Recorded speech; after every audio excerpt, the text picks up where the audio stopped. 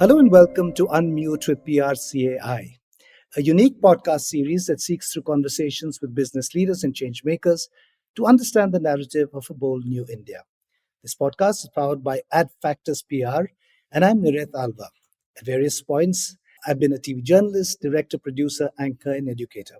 Our guest today has had a fascinating career, and just when you would have expected her to retire, she has begun a second innings as the chairperson and CEO of the India operations of a $26 billion company, Salesforce. Arundhati Bhattacharya, welcome to Unmute. Thank you. Very glad here. Okay, let's cut straight to the chase. What persuaded you after a 40-year stint at the State Bank of India, a bank that you joined in your early 20s and were the chairperson of at the peak of your career, to join a multinational in your 60s? I understand that you took your time saying yes, but you were eventually persuaded. Share with us how that happened. This is a story that I've told often enough, so most people will know about it. The year after I retired, I was on gardening leave for a year. And throughout that year, I spoke at various occasions to various people, including school children, college children, investors. So I spoke to a lot of people, and especially amongst the youngsters, there was a lot of curiosity about my having spent 40 years in one institution. It's not something that today's youngsters quite, relate to. I obviously told them that I had a number of very different jobs in the bank. The bank doesn't have a single kind of job, it has multiple roles, and I was in multiple roles. So it did seem like I was doing, a lot of different things. And though it was with the same institution, it still didn't appear any less of a challenge. And I think that's what youngsters want. They want challenge. And but I told them that their careers would possibly be longer than 40 years. With the advances in medical science and the way things are going and the awareness about health, people would be far more energetic. And if you even see the people who are retiring today from our own bank, they look younger and younger, and they are full of energy. So it was the same where I was concerned. I thought that I had a few more years that I could easily do something in. And I was telling all these youngsters that, they needed to unlearn a lot of things and, relearn and literally upskill themselves, and they would have multiple careers. Now, I've always believed in walking the talk, so to speak. So, when this opportunity came up in the initial phases, of course, I rejected it outright. I didn't see any reason why I should disrupt a very good non executive portfolio that I had assembled and take up something like this. But then, as time went on and they kept persuading, I thought to myself that this is one occasion when I can actually walk the talk. I can actually show that this can be done, that you can change careers even at this stage of your life. And that, age, we keep saying, is not something that is, of the mind, it is of the body. But, it means I seem to have a little bit of energy still. And so I thought, why not? Let's try this out. Of course, added to the fact was also the reason was that I have always been very interested in digital and in IT. And I believed very, very firmly that an enterprise that didn't have a very strong IT backbone would not be able to survive in the coming decades, mainly because things are changing at a very rapid pace. And you cannot be agile and nimble unless you have a very good IT infrastructure. And infrastructure doesn't necessarily mean that you actually have the servers on board and things like that, but you have to have a mindset that allows you to adopt new things as they come about and to bring them to market in a very agile and nimble fashion. And I know that Salesforce was doing all of this. They were at the cutting edge of the customer experience, again, something that I had been pushing very hard in the bank for a very long time. And so, it seemed to match in many, many ways. And then I found out that it was a very values driven organization. They had an office which was called the Office for the Ethical Use of Technology. That's an incredible transition, Arundhati. Okay, basic question. How different is the job you do today to the job you did at SBI? So, it's very different and yet very alike. And the reason why I say it's very alike is because in both the organizations, the customer is the person at the center. And in both the organizations, they are service organizations. One is purveying financial goods and services, the other one is purveying, IT goods and services. So, in a way, centrally, they are very similar. But if you look at the rest of it, it's very dissimilar, obviously. Because there I used to, when I went in, I think the average age of my workforce was 47. Here, the average age of the workforce is 30. I made it 31. But other than that, they are young. Their way, the cadence that you have in the private sector is far more frantic. It's a cadence that you really have to follow in a very, very strict way, because much of your take home salary depends upon the variables pay that you make. And the variable is dependent upon the quantity and the quality of business that you bring. That was not the case with the public sector. The public sector also had a cadence, but I would say that cadence was not equally focused or equally frantic. So, yes, we had to make quarter end numbers, but I think the way we arrived at the numbers wasn't as scientific as the way we arrive at them over here.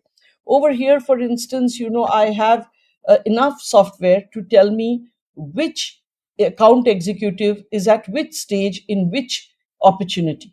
And therefore, I get a guidance on a daily basis as to what my numbers will look like. And this is based on, whatever is being input in the system by the account executives. We didn't have anything similar in the public sector. In the public sector, when I came with about numbers, it would always be mostly intuitive, not based so much on facts. And I don't know whether you remember, as a result, when I was giving guidance at the investor calls, I used to give a guidance regarding the direction, but never regarding the numbers. Because if I was giving the numbers, I would actually be guessing. I wouldn't be having the exact number that I could talk about. However, in the public sector, and Salesforce is a publicly listed company in the US, they come with numbers because they're backed with the technology to give them those precise numbers. Okay. So, yeah, there are differences. There are a lot of differences in the way we do things, in the way we appreciate the people who are, doing well, in the way we try and ensure that everybody comes up to speed. There are many more things that, the way in which we take the workforce along is very different from the way we do it in the public sector. For instance, in the private sector, in this company, when I first came in, I was told that I would need to do a unconscious bias training before I did any interviews, okay, of my people for promotions or for hiring.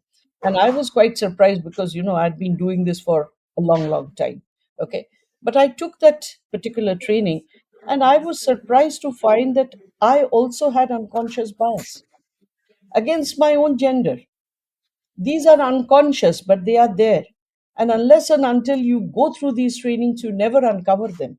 And it's important for us to uncover those because then you become conscious of it and you consciously try and avoid it.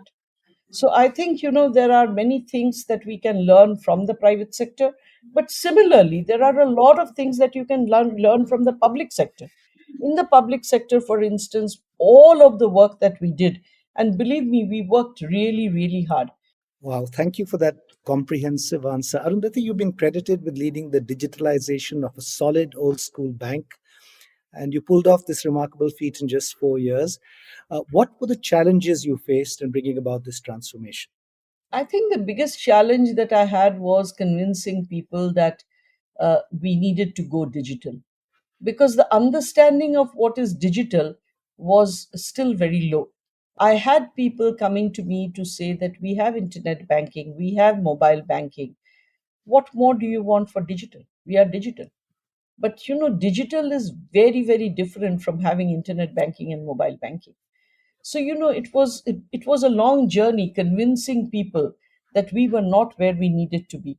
So I had done something like setting up 7 branches that looked entirely different from anything we had seen.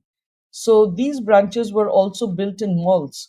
Normally, that's not the place where we have the branches. The branches are normally, my father used to joke that if a pawn shop closes down, State Bank of India takes it up. So, that's the way we had the branches. But these branches, they looked absolutely different. They had a lot of screens that you could play around with.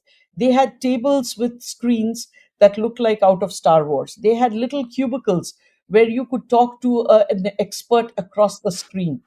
They had enclosure right in the front, which was 24 by 7 by 365, and which allowed you to draw cash, deposit checks, print your passbooks, do your other requests through a multifunction kiosk. So, these branches look different. And we even made sure that the people who were in the branches, they were youngsters dressed in a very, very casual, different manner.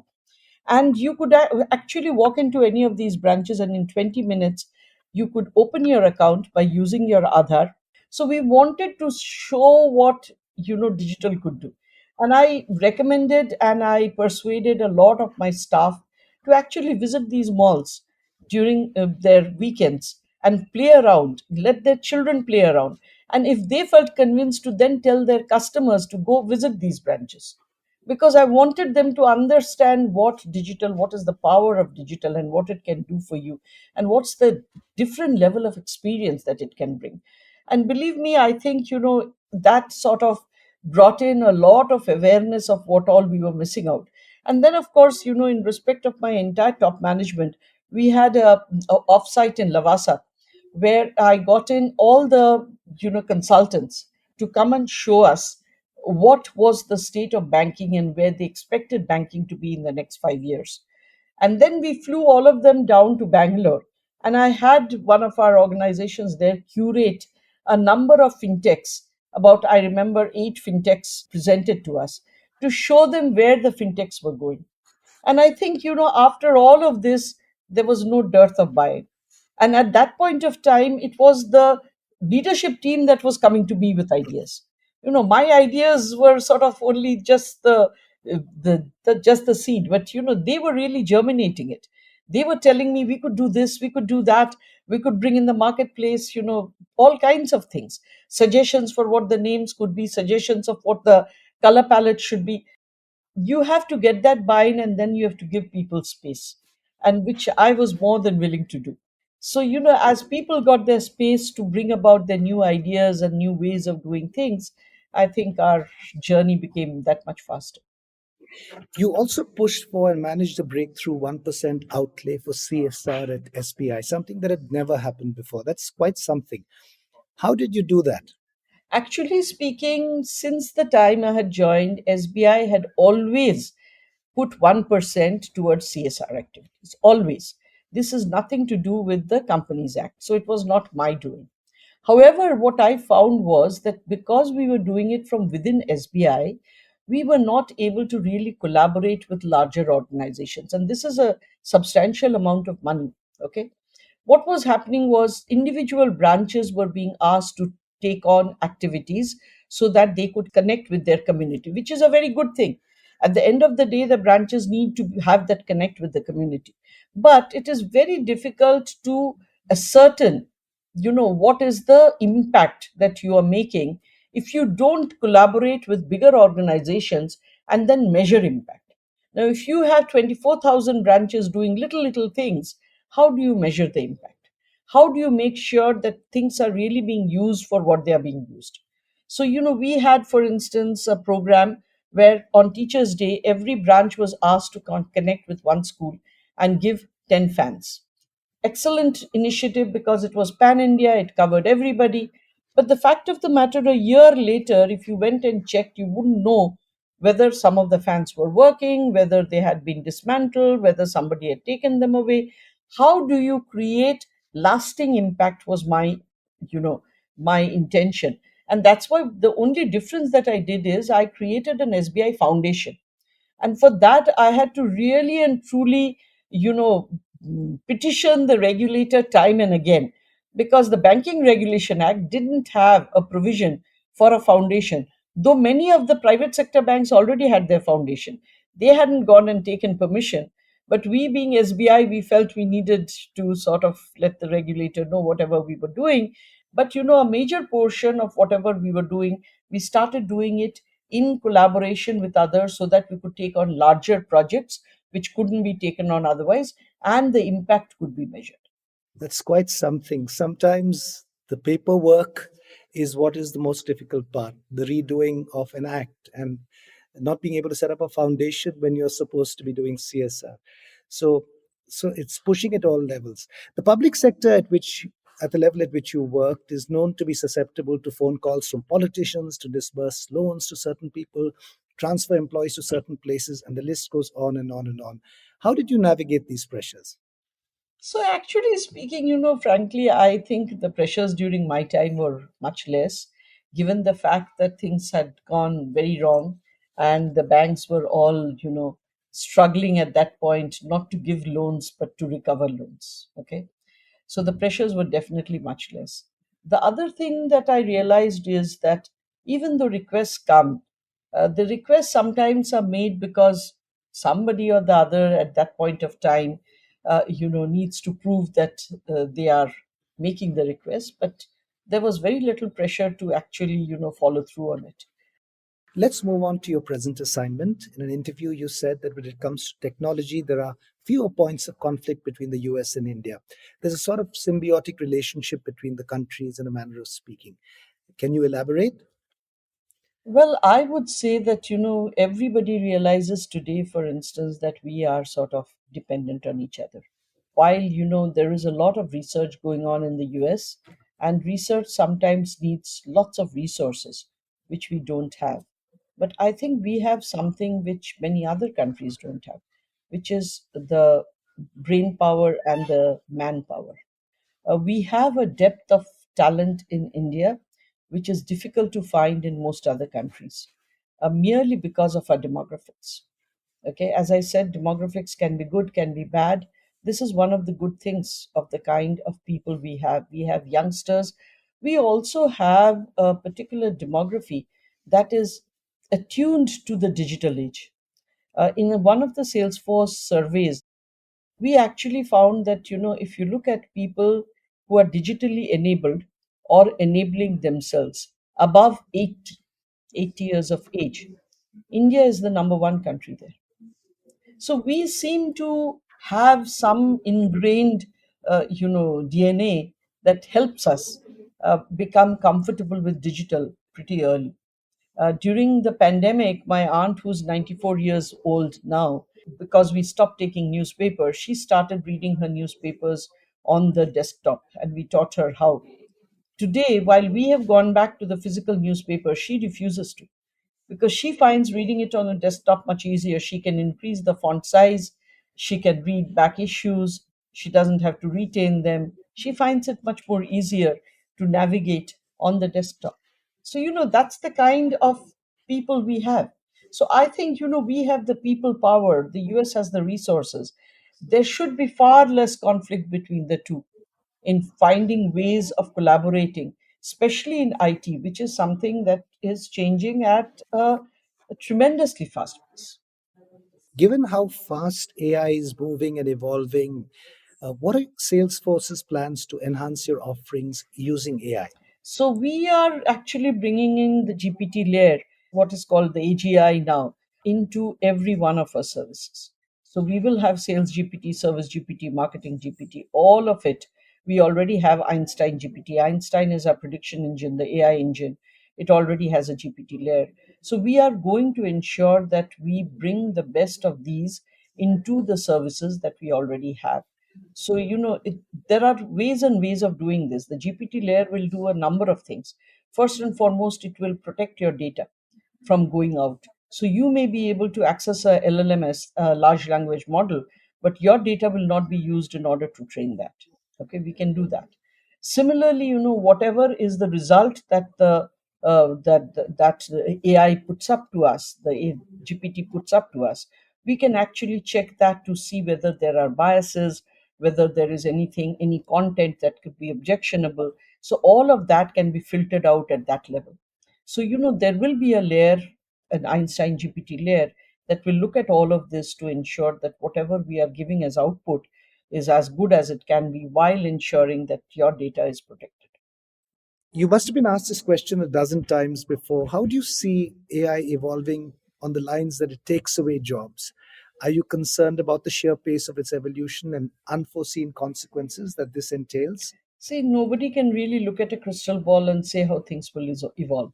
However, if you go back to history and if you see any of the industrial revolutions, every time when there was a quantum leap in science, we all thought, jobs would disappear. Okay. However, what it really did was it increased productivity, it increased efficiency. Yes, it increased consumerism as well, but there were no loss of jobs. More and more newer types of jobs were created. So we are already seeing things that are getting done, like there was no job called an AI ethicist, but there seems to be something of that kind coming up. There was no engineering stream called prompt engineering. That seems to be coming up. So, there are new things that will come up. And I believe that at this point of time, we will still need the human being in the entire picture. The human being will not be totally taken away. Now, will that human being be doing everything that they were doing earlier? Maybe not. Maybe they will have what is called, they will become like, means what is being stated now is AI will be like your co pilot. Probably that will happen. But at the end of the day, whether it is going to means really reduce the number of jobs, we still have to see what really works out and how the whole thing pans out.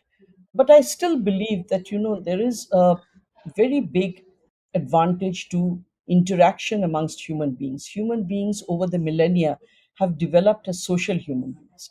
Even today, you can do a video conference with a doctor, but doing the same thing when the doctor is sitting in front of you is materially different. Even now, as we are talking across the virtual medium, if this was being done in front of a live audience, the amount of energy I would feel and the amount of energy they would feel would be entirely different. So while the virtual medium empowers us, I think it adds on, it doesn't take away anything. Like I told you about the newspaper, we don't really need newspapers anymore. But I continue to have a bigger and bigger newspaper bill because I find that I'm subscribing to more and more of them. Why do I need physical papers? But I like them. I like to get my newspaper in the morning. I like to have it with tea and coffee. Now, whether the next generation will have it or not, whether they will just, look at the screen instead, that's still something that's out there. But the fact of the matter is that I do believe that the human interaction is something that cannot at this point be replaced. Whether it can be replaced at some point in the future, maybe. Nobody knows about it. But frankly, that's what scares me, like it scares everybody else. But I think, the human beings will have their own way of finding a way around that. Okay. Arundhati, you've been in top leadership roles now for a large part of your professional life. That's right. How do you practice leadership? How do you practice it? Well, if you talk about leadership, I think, two or three of the things that I always feel is very important is that leadership actually gives you certain amount of power. It empowers you. And the job of a person who's empowered is to empower others, is to enable others. So, the way I practice leadership and my leadership style is different when there's a crisis and when there's no crisis. Maybe my style was different during COVID, it's different now. But the style that I have is I try and put together a vision. I try to get my people to buy into that vision. And thereafter, I sort of allow them their space to actually bring that vision to life.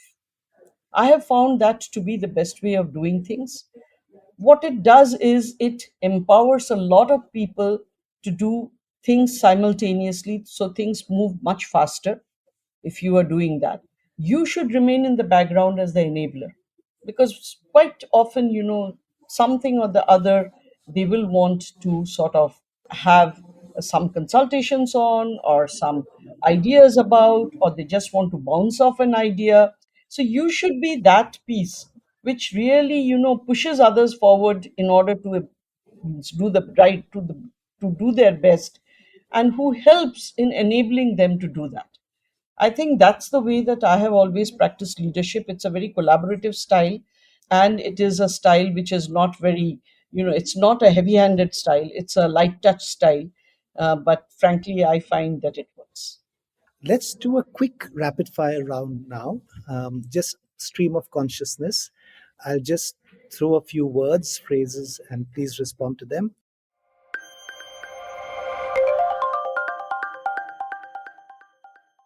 Brand India. How can we improve it? Well, we need to keep delivering. I think, Brand India as such has quite a bit of fan following abroad.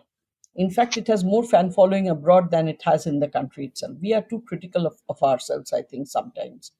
But where I think we have not really been able to showcase ourselves is in the execution of the many things that we have the potential of doing.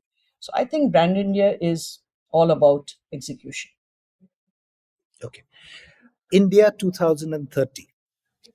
Well, we should definitely be very close to being a developed country, if not one already.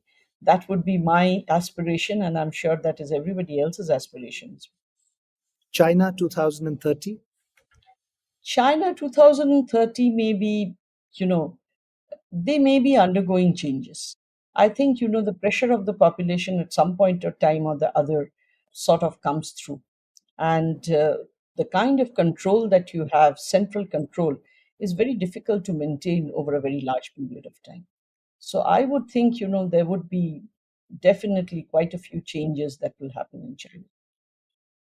Okay. The US 2030. The US 2030 needs to reinvent itself, I think. And there is enough and more that they can do. They have the resources. They need to really and truly change much of the infrastructure, which obviously has become dated. And as that happens, their GDP will grow.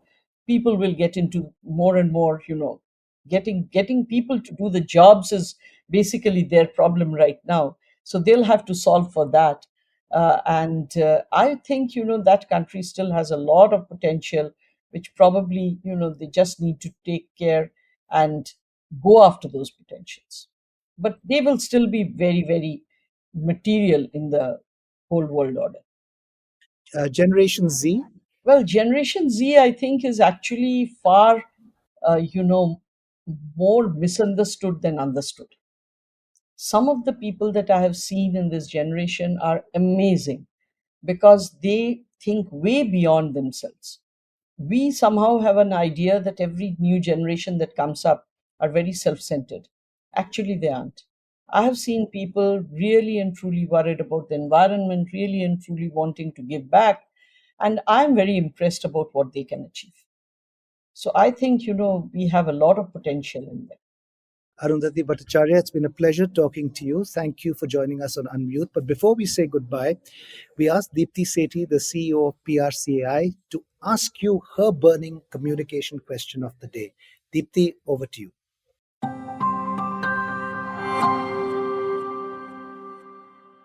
Thank you, Niret. Arundhati, great conversation. Just one question. You've been a leader at a public sector organization and working now on a private sector.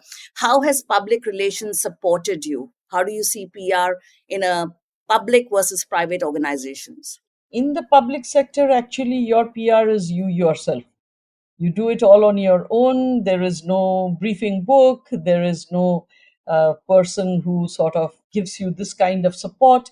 In the public private sector, however, it's far more, formalized. So, every question people try and determine from ahead of time whether, there is enough data that I have to answer that. Briefing books are prepared. We are given enough notice. So, I think it's a more organized activity, whereas in the public sector, it's far more disorganized. We could do better in the public sector on that front. Arundhati, Deepti, thank you. And with that, we come to the end of this edition of Unmute. Thank you again, Arundhati. Thank you, Deepti. This is Niret Alva signing off till next time. Catch you soon on another edition of Unmute with PRCAI.